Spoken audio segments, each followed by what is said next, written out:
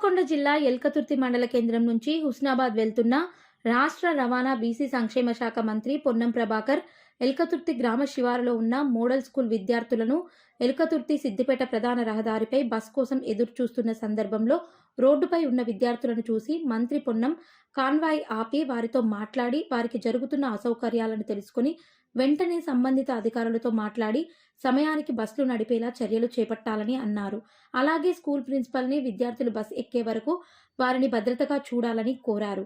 పొన్నం యాక్షన్కి వచ్చిన రియాక్షన్కి పిల్లలు thank you minister sir అన్నారు.